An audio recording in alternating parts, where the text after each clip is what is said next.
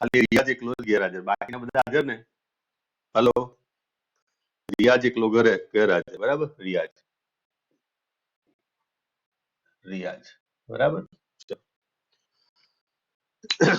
હવે અહીંયા આગળ અનંત લંબાઈના તારને લીધે અનંત, ઉભા રહો, ગઈકાલનું જે ચલાવ્યું છે એની અંદર કોઈ કન્ફ્યુઝન મને કહી દો. ચલો, ગઈકાલનું રિવિઝન આપણે કરી લઈએ, બરાબર. કોઈ જગ્યાએ તમને તકલીફ પડી હોય, કેટલા દાખલા સુધી આવ્યા છે આપણે ગઈકાલનામાં? ચલો, ગઈકાલે એક માનવે મને પ્રશ્ન પૂછ્યો હતો છેલ્લે, બરાબર, લાસ્ટ ની અંદર. જો 9મો પ્રશ્ન હતો. 10માં તો કોઈ તકલીફ નહીં. 10, 9, 10, 11. જો અહીંયા આગળ તમને ઈ બિંદુ અને બી બિંદુ બે વિદ્યુત ભાર આપેલા હતા, બરાબર. પંખો ચાલુ કરજો એક જ મિનિટ. કોણ આવ્યું? પરિણામ. ચલો, કેટલા જણ હાજર? હવે 11 એટલે 10 થયા. હર્ષ તો 2 જણ ગેરહાજર. કોણ બીજું? કોણ ગેરહાજર છે? મૈત્રી છે, ડિમ્પલ છે, નિધિ છે, હિરલ છે, માનવ, માનસી, પરિણા, પ્રિયાંશી, સરોજિની, હર્ષ. તો મિતુલ આવ્યો? મિતુલ નથી આવ્યો? હલો, મિતુલ નથી ને? ચલો, કઈ નહીં, મિતુલ નું પણ ઓકે. ચલો, મિતુલ નથી ને, તો પછી હું લખી દઉં એનું નામ પણ, બરાબર. આવે તો મને કહી દોજો, બરાબર. એક મિતુલ.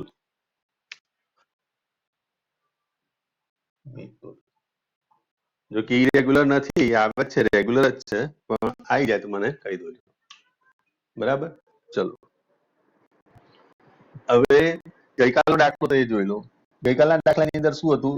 1.9 એમાં બે વિદ્યુત ભાર આપેલા છે. પહેલો વિદ્યુત ભાર જે તમને આપેલો છે, જો આ 3 ડાયમેન્શન મેં આ રીતે દોર્યું હતું ગઈકાલે. આ એક્સ અક્ષ લીધી હતી, આ વાય અક્ષ લીધું હતું, આ ઝેડ અક્ષ, બરાબર. અને આ ઝેડ અક્ષ નેગેટિવ ડાયરેક્શન, બરાબર. તો અહીંયા આગળ પહેલો જે વિદ્યુત ભાર આપેલો છે તમને 0, 0, -15, એટલે કે 0, 0 એટલે આ થઈ ગયું, -15 એટલે આને લઈ લો, તો આ તમારો એ પોઈન્ટ હતો, બરાબર. અને એની એ જગ્યાએ વિદ્યુત ભાર હતો તમારો QA, અને QA બરાબર તમારી જોડે છે શું? તો 2.5 into 10⁻⁷ કુલમ, બરાબર. -7 કુલમ આ વિદ્યુત ભાર હતો. એ રીતે QB હતો, QB. પણ QB નું મૂલ્ય શું છે? તો -2.5 into 10⁻⁷ કુલમ, અને આનું મૂલ્ય હતું 0.015, અને આ છે 0.0 - 15. આ સેન્ટીમીટર, હો, આ પણ સેન્ટીમીટર. આ રીતની સિચ્યુએશન હતી. તો તમને ગ્રાઇડમાં જે કંઈ જવાબ આપ્યો હોય, મારે એની સાથે કોઈ લેવા દેવા નહીં, બરાબર. આપણે ગ્રાઇડની અંદરથી જોવા નથી, આપણી વ્યાખ્યા શું કહે છે. ડાયપોલની દિશા કઈ તરફથી કઈ તરફ હોય? હેલો, વિદ્યુત ડાયપોલની દિશા ખાલી જગ્યા વિદ્યુત ભારથી ખાલી જગ્યા વિદ્યુત ભાર તરફ હોય. બોલો, ઋણથી ધન તરફ. પરિણામ, માનસી, પ્રિયાંશી, બધાને ખ્યાલ આવ્યો? નેગેટિવ થી પોઝિટિવ તરફ જાય તો સ્વાભાવિક વસ્તુ કે આ જે વિદ્યુત ભાર છે નેગેટિવ છે અને આ વિદ્યુત ભાર છે પોઝિટિવ છે, તો ડાયરેક્શન તમારી આ દિશામાં હશે, અધો દિશામાં. એટલે અહીંયા આગળ તમે લખશો બી થી એ તરફ. આપણે એ થી બી તરફ ના આવે, આમ સમજ્યા તમે? હેલો, ડાયપોલની દિશા જો આપણને પૂછે તો આપણે આ રીતે એનો જવાબ આપીશું, બી થી એ તરફ. કઈ રીતે? તો ડાયપોલની વ્યાખ્યા મુજબ તમે લખી શકો કે વિદ્યુત ડાયપોલની વ્યાખ્યા મુજબ, વિદ્યુત ડાયપોલની વ્યાખ્યા મુજબ તેની દિશા, ડાયપોલની દિશા હંમેશા કઈ તરફથી હોય છે? નેગેટિવ થી પોઝિટિવ તરફ હોય. ક્લિયર આટલી વસ્તુ? હવે બોલો, કોઈ કન્ફ્યુઝન આમાં? કોઈ ડાઉટ? હવે જો તમે ગ્રાઇડ પણ લેવા જશો તો સ્વાભાવિક વસ્તુ છે કે તમને કન્ફ્યુઝન થશે, કારણ કે આપણે તો પ્રોપર વ્યાખ્યા મુજબ જવાનું છે, બરાબર. ચલો, જઈએ આગળ. એના પછી તમને પૂછ્યું હતું કે એનો કુલ વિદ્યુત ભાર, તો કુલ વિદ્યુત ભાર તો આ માઇનસ ના એટલો પ્લસ છે, તો કુલ વિદ્યુત ભાર શૂન્ય થાય. આપણને ખ્યાલ આવી જાય એવું જ હતું. ચલો, ખ્યાલ આવ્યો ને આ બે વસ્તુનો આ દાખલામાં? Hello, okay. ચલો, અવાજ મારો કપાતો એવું હોય તો અમને કહી દો, બરાબર. એવું તો થતું નથી ને, કારણ કે નેટ તો અહીંયા પરફેક્ટ જ છે. ઓકે, ચલો. એના પછીનો દાખલો જુઓ. એના પછીના દાખલાની અંદર તમને વિદ્યુત ક્ષેત્ર અને ડાયપોલ મોમેન્ટ આપેલા છે. વિદ્યુત ક્ષેત્ર ઈ આપેલું છે તમને. આ પેનની એલર્જી લાગે છે મને, બ્લુ પેન કરું છું ને એટલે મને છીક આવે છે. ચલો, 5 ઇન્ટુ 10⁴ ન્યૂટન પર કુલમ આ છે અને થીટા તમને આપેલો છે 30 અંશ બરાબર અને ડાયપોલ મોમેન્ટ તમને p આપેલી હતી 4 ઇન્ટુ 10 કેટલી છે -9 કુલમ ઇન્ટુ મીટર તો હવે તમારે શોધવાનું હતું ટોર્કનું મૂલ્ય તો ટોર્કના મૂલ્યનું સૂત્ર ગઈકાલે જ મેં શીખવાડ્યું ટોર્ક ઇઝ ઇક્વલ ટુ સૂત્ર શું થાય છે તો p ક્રોસ e પણ મૂલ્યનો દ્રષ્ટિકોણ લેવા જઈએ તો ટોર્ક બરાબર લખાય pe sin થીટા અહીં મૂલ્ય ખાલી મેં મૂલ્ય લીધું દિશા નથી લીધી તો p ની વેલ્યુ થીટા ની વેલ્યુ બધી મૂકી દઈએ તો આવી જાય આપણી જોડે તો p છે તમારી જોડે કેટલું તો 4 ગુણ્યા 10⁻9 e બરાબર 5 ગુણ્યા 10⁻4 અને ગુણ્યા sin થીટા એટલે કે 30 અંશ એટલે થશે 1/2 અને આનું કેલ્ક્યુલેશન કરશો એટલે તમને કેટલા મળશે જો 1/2 એટલે અહીંયા આગળથી 4 × 5 = 20 એટલે 10 રહ્યા 10 અહીંયા આગળ કરો એટલે 5 એટલે અહીંયા આગળ થશે તમારી 10⁻4 ન્યૂટન ઇન્ટુ મીટર બોલો ખ્યાલ આવ્યો અમે રિવિઝન કરાવ્યું બરાબર થર્ડ ની અંદર તમને પૂછ્યો છે એના પછીના દાખલાની અંદર શું કીધું છે કે ઊંચ સાથે પોલિથિલિન નો વિદ્યુતભાર કુલ વિદ્યુતભાર તમને ઋણ આપેલો છે q બરાબર -3 ગુણ્યા 10 ની કેટલી ઘાત આપેલી છે -7 ઘાત આટલો વિદ્યુતભાર કોને મળે છે પોલિથિલિન ને મળે છે કોના વડે મળે છે ઊન વડે ઊન સાથે ઘસવાથી એને મળે છે બરાબર તો હવે તમને કીધું કે નંબર ઓફ પાર્ટિકલ એટલે કે ઇલેક્ટ્રોનની સંખ્યા શું અને તેઓ શાના પરથી શાના પર સ્થાનાંતર કરે છે તો સ્વાભાવિક વસ્તુ છે કે જે ઇલેક્ટ્રોન મેળવે એ નેગેટિવ થવાનો તો જે નેગેટિવ થયો છે બરાબર એ ઇલેક્ટ્રોન મેળવે છે તો ઊન છે એ ગુમાવે છે આટલી વસ્તુ ખબર પડે કોણ ગુમાવશે ઊન શું કરશે ઇલેક્ટ્રોન ગુમાવશે હેલો ઊન બોલો ઊન ઇલેક્ટ્રોન ગુમાવે છે જ્યારે પોલિથીન નેગેટિવ વિદ્યુતભાર છે વિદ્યુતભાર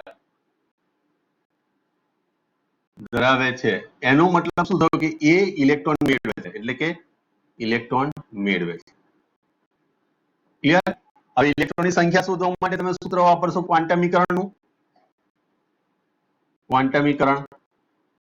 કોનું તો વિદ્યુતભારના ક્વોન્ટમીકરણનું સૂત્ર તમે વાપરશો કયું વાપરશો તો q n ની સૂત્ર લેવાય ગઈકાલે સમજાયેલું છે આ બધી વસ્તુ ધ્યાન રાખજો અને એના પરથી તમે n ને કરતા બનાવો તો q/e ચલો q તમારી જોડે છે 3 ખાલી મૂલ્ય લખ્યું મેં -7 અને e બરાબર આવે 1.6 10⁻⁻19 આ 19 ઉપર જાય એટલે +19 થશે +19 એટલે અહીંયા આગળ થઈ જશે 10⁻12 ઘાત 12 ઘાત અહીંયા આગળ થઈ જશે 30 અને આનું કેલ્ક્યુલેશન કરીને તમે નંબર ઓફ પાર્ટિકલ લઈ શકો ખ્યાલ આવ્યો આમાં હેલો પરિણામ માનસી ચલો હવે એનું દળ શોધવું હતું તો દળ m એટલે સ્થાનાંતરિત દળ આ કયું દળ છે સ્થાનાંતરિત દળ એટલે શું થયું તો ઇલેક્ટ્રોનની સંખ્યા ગુણ્યા એનું એક ઇલેક્ટ્રોનનું દળ આ સંખ્યા અહીં આગળ મૂકી દો એનું દળ મૂકી દો એટલે ટોટલ જવાબ મળી જાય kgm બોલો આની અંદર કોઈ કન્ફ્યુઝન ચલો કોપર વાળો દાખલો હજુ મેં કરાયો નથી આ દાખલાઓ મેં ગઈકાલે ચલાવ્યા હતા એનું ફરીવાર મેં રિવિઝન કરાવ્યું કોઈ ડાઉટ આની અંદર હોય તો મને કહી દો ચલો છે કોઈ ડાઉટ ઓકે ચલો હવે તમારે શોધવાનું છે અનંત લંબાઈના તાર માટે વિદ્યુત ક્ષેત્રનું સૂત્ર તારવું તમને પરીક્ષામાં પ્રશ્ન પૂછે બરાબર 2 કે 3 માર્કનો સવાલ આ બની શકે છે બરાબર હવે એને સમજાવવા માટે અહીં આગળ જુઓ ક્વેશ્ચન તમારો આવો લખે કે અનંત લંબાઈના તાર પર સમાન વિદ્યુતભાર વિતરણ ને લીધે મળતા વિદ્યુત ક્ષેત્રનું સૂત્ર તારવું બરાબર આ 3 એક ગુણનો સવાલ બને બરાબર ચલો હવે અહીંયા આગળ અનંત લંબાઈનો એક તાર દોરું છું બરાબર વાસ્તવમાં અનંત લંબાઈનો તાર તો દોરી શકાય જ નહીં બરાબર અનંત લંબાઈનો તાર છે સમાન તાર છે હવે અહીંયા થોડીક મેં જાડાઈ લાંબી પાતળી અહીંયા આગળ થોડો ભાગ જાડો થઈ ગયો, થોડો પાતળો થઈ ગયો, તો એને તમે કન્સિડર ના કરશો. તમે એમ વિચારો કે અનંત લંબાઈનો તાર છે, બંને સાઈડ વિસ્તરેલો છે આ રીતે. આનો મતલબ થયો અનંત લંબાઈ સુધી વિસ્તરેલો છે. આ જે બતાવે એ અનંત લંબાઈ, આ જે ડેશેડ લાઈન બતાવી છે ને એ શું બતાવે છે? અનંત લંબાઈ દર્શાવે છે. આટલી વસ્તુ સમજ પડે? ચલો, અનંત લંબાઈના તારથી, બરાબર, અહીંયા આગળ એનાથી આર અંતરે તમે બિંદુ વિચારો, બરાબર. દાખલા તરીકે આનાથી આ તારથી આર અંતરે એક બિંદુ અહીંયા આગળ છે, એક બિંદુ અહીંયા આગળ છે, એક બિંદુ અહીંયા આગળ છે. તો એક આ વર્તુળાકાર માર્ગ હું અહીંયા આગળ પસંદ કરું છું. આ વર્તુળાકાર માર્ગ પર અહીંયા આગળ આ દાખલા તરીકે પી ડેશ છે, આ પી ડબલ ડેશ છે, આ પી ટ્રિપલ ડેશ છે, એવા અસંખ્ય બિંદુઓ છે અને આનું અંતર આર છે એવું વિચારો. ક્લિયર? ઓકે, ચલો. આ વિદ્યુતભારને કારણે આ બિંદુ પર જો મારે દાખલા તરીકે આ પી બિંદુ છે એ પર વિદ્યુત ક્ષેત્ર શોધવું હોય તો એની દિશા થશે, આ ને કારણે દિશા આ તરફની જવાની અને એનું પરિણામી જોવા જઈશું તો આ દિશામાં આવવાનું. આ દિશા, આ ઘટક આ દિશામાં જશે, આ ઘટક આ દિશામાં.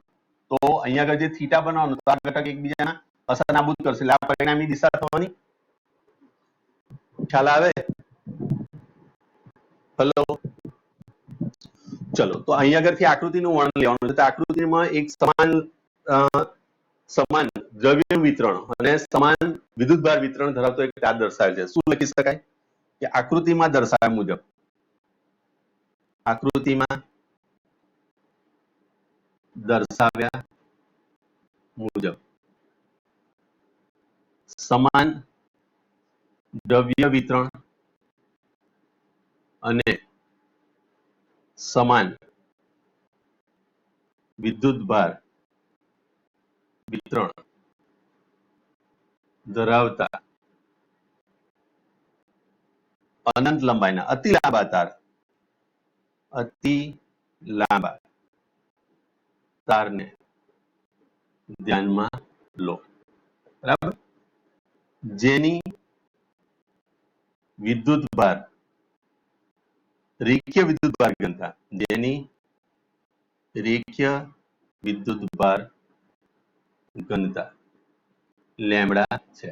ક્લિયર? આટલી વસ્તુ આ તમને બધાને ખબર છે, બરાબર. ચલો, હવે આ તારથી P, P dash, P double dash એવા બિંદુઓ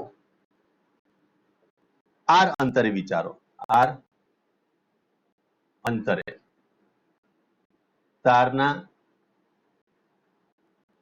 લંબ સમતલમાં વિચારો, તારના લંબ સમતલમાં વિચારો, જ્યાં તાર પરના વિદ્યુત ક્ષેત્રને લીધે, તાર પરના વિદ્યુત ભારને લીધે વિદ્યુત ક્ષેત્ર ત્રિજ્યાવર્તી દિશામાં બહારની તરફ છે એવું કહી શકાય? કહી શકાય ને? આગળથી આ તમે જે તાર છે વિચારજો. હવે તાર હું તમને સમજાવું, તાર છે શું, બરાબર. સમજી લો કે જો આ રિફિલ દેખાય છે તમને? હેલો, આ રિફિલ દેખાય દરેકને? હવે એની અંદર વિચારો કે આ જે રિફિલ દેખાય છે ને એ વિદ્યુતભાર છે, બરાબર. ક્લિયર આટલી વસ્તુ? તો આ વિદ્યુતભારને કારણે વિદ્યુત ક્ષેત્ર આ દિશામાં રહેવાનું, આ વિદ્યુતભારને કારણે આ દિશામાં, આ વિદ્યુતભારને કારણે આ દિશામાં, એટલે એની આજુબાજુ રહેશે વિદ્યુત ક્ષેત્ર, બરાબર. એના અક્ષ પર વિદ્યુત ક્ષેત્ર નહીં હોય, આ વસ્તુ પણ વિચારજો, બરાબર. આ દિશામાં અહીંયા આગળથી આ રીતે પૃષ્ઠ આ રીતે વિચારેલું છે. અહીંયા આગળ આ વિદ્યુતભાર આ રીતે ગયેલો છે અને અહીંયા આગળ જે આ પૃષ્ઠ છે હું આની વાત કરું છું, આ ત્રિજ્યાનું જે વર્તુળ દોરેલું છે ને એ આ રીતે દોરેલું છે. તો આનું ક્ષેત્ર આ દિશામાં બહારની તરફ, ત્રિજ્યાવર્તી બહારની તરફ આવશે. જો આ વિદ્યુતભાર નેગેટિવ હોય તો ત્રિજ્યાવર્તી દિશામાં અંદરની તરફ હોય. અહીં તમે લખી શકો છો, બરાબર. જો વિદ્યુતભાર નેગેટિવ હોય તો આ વિદ્યુત ક્ષેત્ર ત્રિજ્યાવર્તી દિશામાં કઈ તરફ હોત? ત્રિજ્યાવર્તી દિશામાં કેવી રીતે હોય?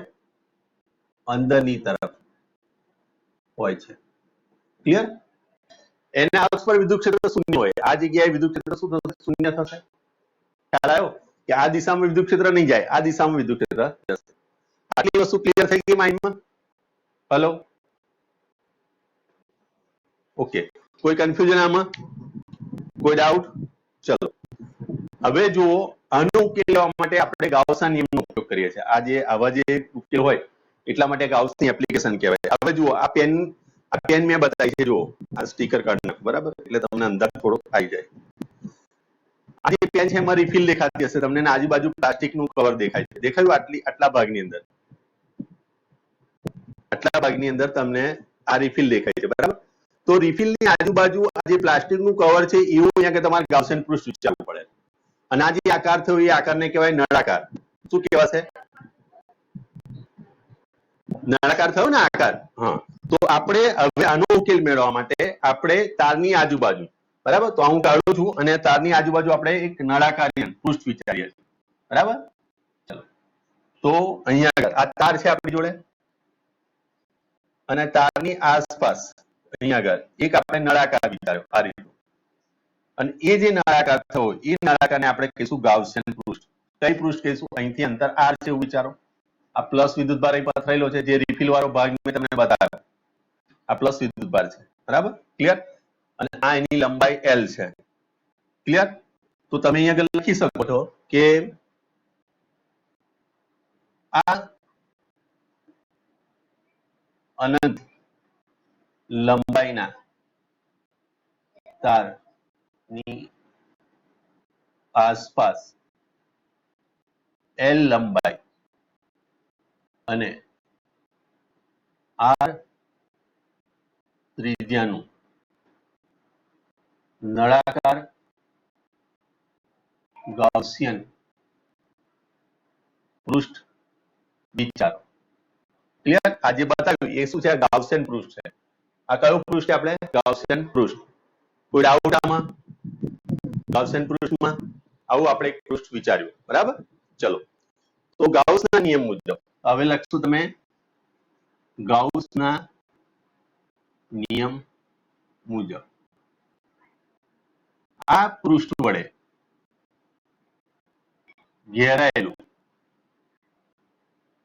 કુલ વિદ્યુત ફ્લક્સ એ રીતે લખાશે. ફાઈ બરાબર લખશો તમે sigma q upon epsilon naught થાય. આ સૂત્ર આપણે વાપરીએ છીએ. માનવ માનસી પરિના ખ્યાલ આવ્યા? ગાઉસનો નિયમ મેં લખ્યો એ. ઓકે, કોઈ ડાઉટ આમાં હોય તો મને પૂછારો. આ થિયરી છે, બરાબર. થિયરી તમે અહીંથી પણ શરૂ કરો છો, આને આગળ પાછળ લખી શકો છો. મેં તમને એક કુદરતી દ્રશ્ય સમજાયેલું, યાદ કરી લો. યાદ આવ્યું પરિના? એક કુદરતી દ્રશ્ય દોર્યું હતું, માછલી દોરી હતી, પંખી દોરેલા, પછી સૂર્ય દોર્યો હતો, એક ઝૂંપડી બતાવી હતી, એક બાળક બતાવ્યું હતું 12મા સાયન્સનું, બરાબર. તો સ્વાભાવિક વસ્તુ છે કે એની અંદર તમે આગળ પાછળ ગમે તે રીતે બોલી શકો છો, એવી રીતે અહીં આગળ તમે આગળ પાછળ ગમે તે લખી શકો છો. મેન ગોલ શું છે કે કુદરતી દ્રશ્ય, એવી રીતે મેન ગોલ શું છે કે ગાઉસના નિયમની આ એપ્લિકેશન છે. સમજ પડશે ને? કોઈ ડાઉટ આમાં? કોઈ કન્ફ્યુઝન?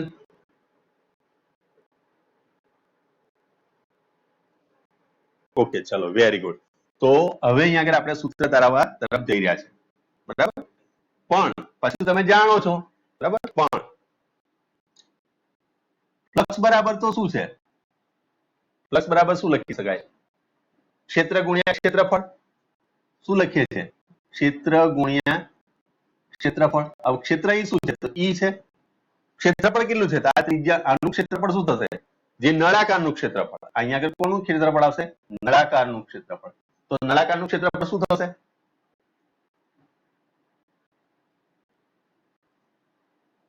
લંબાઈ ગુણ્યા પહોળાઈની રીતે ગણવા જાવ તો 2πr એની પહોળાઈ થઈ. તો લંબાઈ કેટલી થઈ l? તો 2πrl. શું લખાશે? 2πrl. ચલો, આ ફ્લક્સનું આ સૂત્ર થયું. આને ઇક્વેશન 1 આપો, ઇક્વેશન 2 આપો. કોઈ કન્ફ્યુઝન આમાં? ચલો, તો ઇક્વેશન 1 અને 2 પરથી હું એવું પણ લખી શકું, ફાઈ બરાબર E into 2πrl is equal to sigma q upon epsilon naught. Sigma q ની જગ્યાએ હું લખી શકું ક્યુ અપોન એપ્સિલોન નોટ. પણ રેખીય ઘનતાની વ્યાખ્યા, વિદ્યુતભારની રેખીય ઘનતાની વ્યાખ્યા મુજબ, વિદ્યુતભારની રેખીય ઘનતા લેમડા બરાબર શું લખાય તો Q upon L છે, યાદ કરી લો. તો therefore Q બરાબર લખશો તમે લેમડા ઇન્ટુ એલ. આ વેલ્યુ તમે અહીંયા આગળ પુટ કરો તો આપણી જોડે સૂત્ર શું થશે તો E ગુણ્યા 2 પાઈ RL is equal two Q ની જગ્યાએ તમે લખશો લેમડા ઇન્ટુ એલ અપોન અહીંયા આગળ થઈ જશે એપ્સિલોન નોટ. એલ કટ થઈ જશે તો આપણી જોડે સૂત્ર બનશે E બરાબર લેમડા અપોન 2 પાઈ એપ્સિલોન ને પહેલા લીધા અને પછી મેં આ લખ્યો. ચલો આ સૂત્ર આપણને મળે છે. કોઈ ડાઉટ? હવે આ મૂલ્ય થયું. જો મારે દિશા સહિત ચર્ચા કરવી હોય તો અહીંયા ડાયરેક્શન હું લખું તો અહીંયા લખાશે lambda upon 2 pi epsilon not r into r cap. r cap એ દિશા બતાવશે. હું આને બીજી પણ રીતે લખી શકું છું. 2 વડે અહીં આગળ ગુણી દઉં અને 2 વડે અહીં આગળ ભાગી દઉં 2 pi epsilon not r cap. તો આને આમ પણ લખાય 2 lambda upon 4 pi epsilon not r into r cap અને 1 upon 4 પાઈ એપ્સિલોન નોટ એટલે લખાય k એટલે કે 2k lambda upon r into r cap. આ પણ થાય. હવે આ પ્લસ વિદ્યુતભાર છે માટે બહારની તરફ જશે વિદ્યુત ક્ષેત્ર. જો વિદ્યુત ક્ષેત્ર આ વિદ્યુતભાર નેગેટિવ હતો તો અંદરની તરફ આવે. બોલો છે કોઈ ડાઉટ આમાં?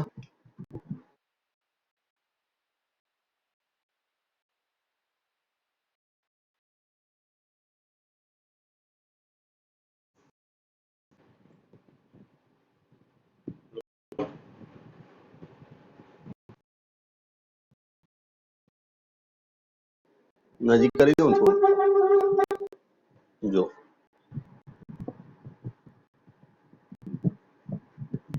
બરાબર. ચલો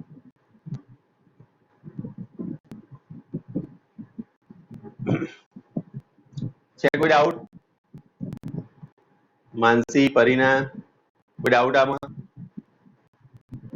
ઓકે ચલો આ તમારી પહેલા નંબરની થિયરી. બરાબર. ચલો અનંત લંબાઈના તાર. તો અનંત લંબાઈનું તારનું સૂત્ર તમને હવે યાદ રહેવું જોઈએ.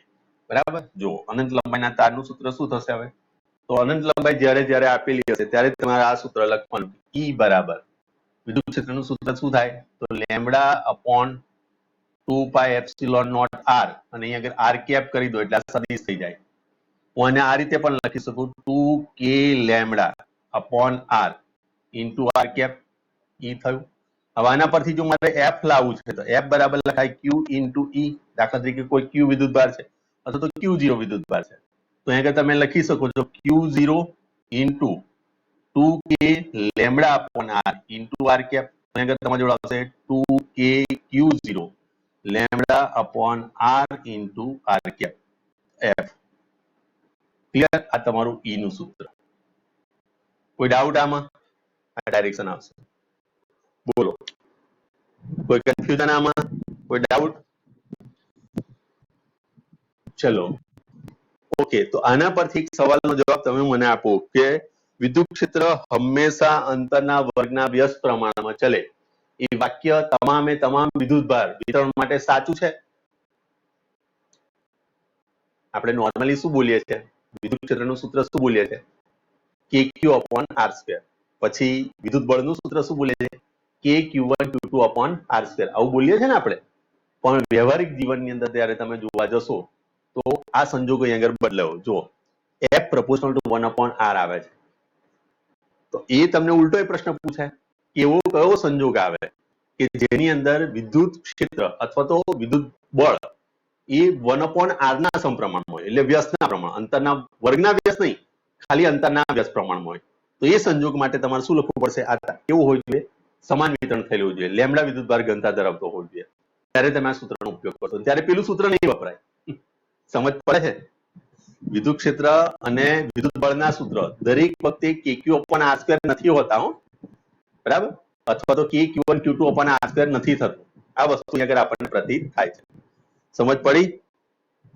બોલો કોઈ ડાઉટ આમાં? યાદ રહેશે ને? ઓકે. માનવ, માનસી, પરીના આ વસ્તુ યાદ રાખજો કે જ્યારે અનંત લંબાઈનો તાર હોય સમાન વિતરણ હોય એ વખતે 1 upon r પ્રમાણે ચાલે. અહીંયા આગળથી જો આ બધી વસ્તુ અચળ લ્યો તો F proportional to 1 upon r થશે અને અહીંયા આગળ E proportional to 1 upon r થશે. આ બંને કિસ્સા યાદ રાખજો કે આ બંને કિસ્સા ક્યારે બનશે? કે જ્યારે અહીંયા આગળ સમાન વિતરણ આપેલું હશે, વાહકતા R હશે, લેમડા વિદ્યુતભાર ઘનતા આપેલી હશે, સમાન વિતરણ આપેલું હશે, ત્યારે જ આ વસ્તુ શક્ય બને. ઓકે, ચલો. આ બધી વસ્તુ મેં 2 થી 3 વાર રિપીટ કરી છે એટલે તમને ઓટોમેટિકલી તમારા માઇન્ડમાં રહેશે. વિડીયો વ્યવસ્થિત રીતે જોજો, સમજજો, સમજવાનો પ્રયત્ન કરજો. બરાબર? જો સમજશો નહીં તો તમારી માટે નુકસાન છે. બરાબર? ચલો આગળ. હવે એક બીજું સૂત્ર તમારે સાબિત કરવાનું હતું.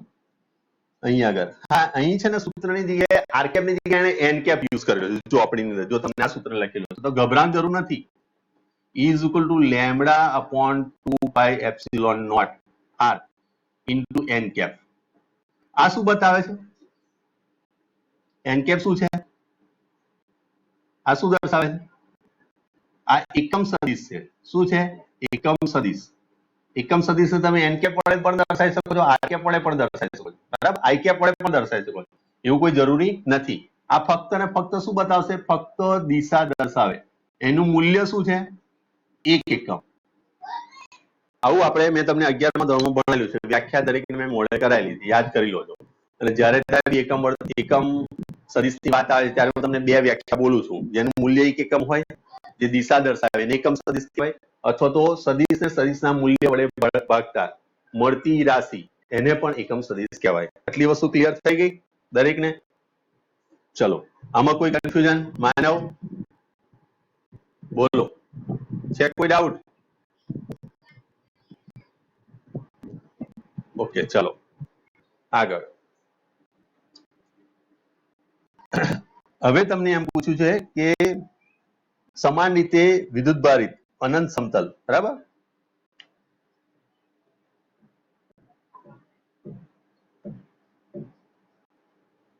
અનંત સમતલ પર સમાન વિદ્યુતભાર વિતરણ ને લીધે મળતા વિદ્યુત ક્ષેત્રનું સૂત્ર તારો. આ પણ 2 થી 3 ગુણનો સવાલ બનાવી શકાય. બરાબર? ચલો હવે સમતલ, અનંત સમતલ, એનો મતલબ શું થયો? અનંત સમતલનો મતલબ શું થયો? સમતલ આમ તો અનંત જ હોય છે. બરાબર? આમ તો સમતલનો મતલબ શું થયો? તમે અનંત સમતલ વડે વિદ્યુત ક્ષેત્ર. બરાબર? આનો મીનિંગ બીજો નતો. આનો મતલબ એવો કહેવા માંગે છે કે દાખલા તરીકે હું તમને એમ કહું,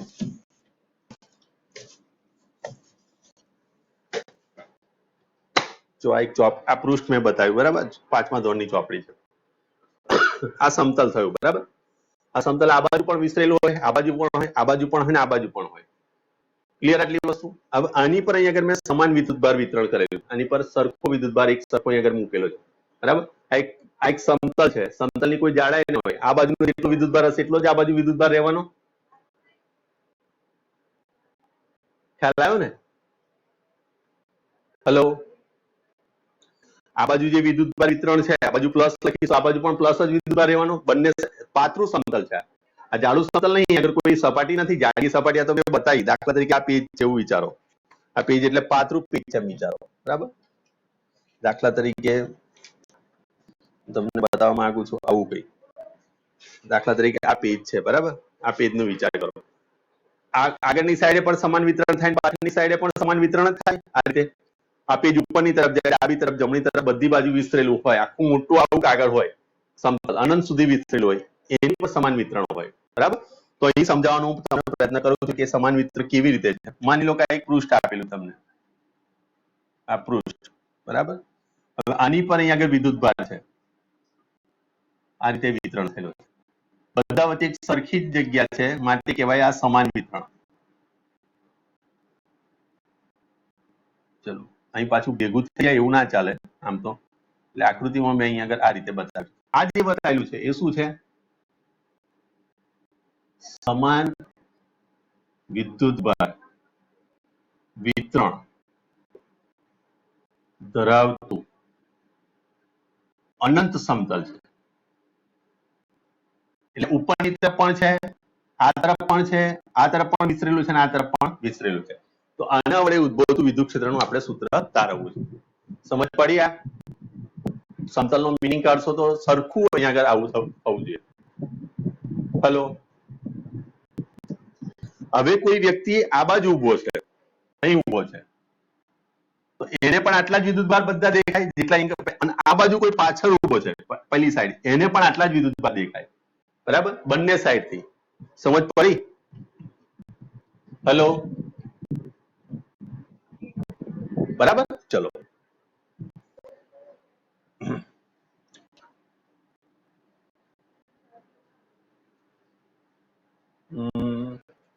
આપણે ખબર પેલું કોવિડ ની અંદર છે ને લોકો દુકાનની આગળ એક પડદો રાખે છે પ્લાસ્ટિકનો, ખબર? પ્લાસ્ટિકનો પડદો રાખે છે, ખબર? હેલો, ખ્યાલ આવ્યો? પ્લાસ્ટિકનો પડદો રાખે છે આપણે દુકાન ઉપર જઈએ ત્યારે, દવાની દુકાન ને બધી દુકાનો ઉપર. તે રીતે માની લો કે અંત સુધી લંબાયેલો પડદો છે, આમ આગળ ને પાછળ બધી બાજુ, બરાબર, અને એની પર વિદ્યુતભાર વિતરણ છે. તો દુકાનદારને પણ એટલો જ વિદ્યુતભાર દેખાશે અને આપણને પણ એટલો જ વિદ્યુતભાર દેખાય. આ માની લો કે આ બાજુ એક દુકાનદાર ઉભો છે અહીંયા આગળ, બરાબર, અને આ બાજુ માની લો કે હું અહીંયા આગળ દુકાન પર ગયો છું, તો અહીંયા આગળ જે વિદ્યુતભાર હશે, આની પરનો જે વિદ્યુતભાર હશે, એ મને જેટલા આ બાજુ દેખાશે એટલા જ વિદ્યુતભાર આને આ બાજુથી પણ દેખાવાના. સમજ પડી? આ હેલો, તમારા કોન્સેપ્ટ ક્લિયર હશે તો તમે થિયરી મોડે કરી શકશો, અધરવાઇઝ નહીં. એટલે આ બધી વસ્તુ ધ્યાનમાં લો છો, બરાબર. તો આ રીતનું આપણે એક પૃષ્ઠ આપેલું છે અને એ પૃષ્ઠની અંદર એક સમતલ વિચારેલું છે, બરાબર. જો આ રીતનું એક સમતલ વિચાર્યું, બરાબર. આ પૃષ્ઠ આપેલું હતું અને એની અંદર એક સમતલ વિચાર્યું. આ સમતલ વાળો ભાગ અહીંયા આગળ આમ વિચારો કે આટલો ભાગ એમણે ધ્યાનમાં લીધો, બરાબર. આ સમતલ આ રીતે વિચાર્યું. ક્લિયર? ચલો, તો આકૃતિમાં દર્શાવ્યા મુજબ એક અનંત લંબાઈનું તમારે પૃષ્ઠ વિચારો છો. અહીં શું લખાશે કે હવે એની પાછળ પણ એટલું જ હશે, આ રીતે પૃષ્ઠ આ રીતે લંબાઈશું ને આપણે, બરાબર. આ પણ એક પૃષ્ઠ થઈ ગયું. ચલો, ક્લિયર? ચલો, આનું ક્ષેત્રફળ દાખલા તરીકે એ છે, તો આનું પણ ક્ષેત્રફળ એ જ હોવાનું. ક્લિયર? આ બાજુનું વિદ્યુત ક્ષેત્ર, આને કારણે વિદ્યુત ક્ષેત્ર આ તરફ જવાનું, તો વિદ્યુત ક્ષેત્રની દિશા આ તરફ છે, આને કારણે વિદ્યુત ક્ષેત્રની દિશા આ તરફ છે. ક્લિયર? હવે આ બાજુ વિદ્યુત ક્ષેત્ર કેટલું? આ ક્ષેત્રની દિશા આ તરફ, અને આ તરફ જોવા જઈએ તો આ બાજુ વિદ્યુત ક્ષેત્ર થશે શૂન્ય, એટલે કે ફ્લક્સ થશે શૂન્ય. આ બાજુનું ફ્લક્સ શું થશે? શૂન્ય થશે. આ બાજુ પણ ફ્લક્સ શું થશે? શૂન્ય થશે. શા માટે? કારણ કે અહીંયા થીટા છે 90 ડિગ્રી અથવા તો 270. 270 અહીંયા થીટા છે 0, અહીં થીટા છે 90 ડિગ્રી, અહીં થીટા છે 180. ચલો, ખ્યાલ આવી ગયો? થીટામાં ખ્યાલ પડ્યો?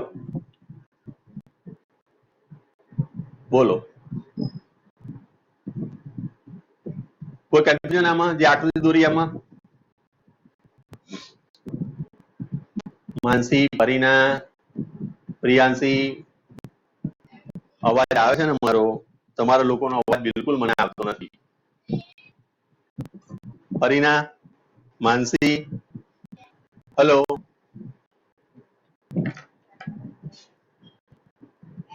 છે કોઈ તકલીફ તમને? સરોજિની, ડિમ્પલ, નિધિ, પરીના અવાજ આવે છે કે નહીં આવતો મારો? હા, તો તમે લોકો બોલો તો. હા, તો બોલો તો ખરા. તમે લોકો કઈ અવાજ નહીં કરો તો મને ખબર કેવી રીતે પડશે? ચલો, હવે આનું વર્ણન કરવું છે મારે. પેલું આનું વર્ણન કરીએ, પછી એનું આપણે ક્ષેત્ર માટેનું સૂત્ર તારવીએ. હવે લોજિકલી વિચારજો કે આ થીટા અહીં 0 થયો, તો અહીંયા ફ્લક્સ તમારું કેવું થશે? ફ્લક્સ બરાબર શું લખાશે? E ડોટ એ લખાશે. E ડોટ એ, તો અહીંયા લખાશો E a cos થીટા થશે. તો E a cos અહીં શું થશે? 0. cos 0 બરાબર 1 થશે, અને માટે અહીંયા તમારી જોડે ફ્લક્સ E a થશે. આ બાજુનું ફ્લક્સ, અને 1 કહેવું, આ 1 વિભાગ, બરાબર. ચલો, આને 2 લઈ લો, આને 3 લઈ લો વિભાગ, અને આને 4 વિભાગ. ક્લિયર આટલી વસ્તુ? તો અહીંયા આગળ પ્લસ 3 એ શું થશે એ જોઈએ. તો અહીંયા આગળ 5 3 બરાબર લખવા જશો E ડોટ a, અને આગળ આવશે E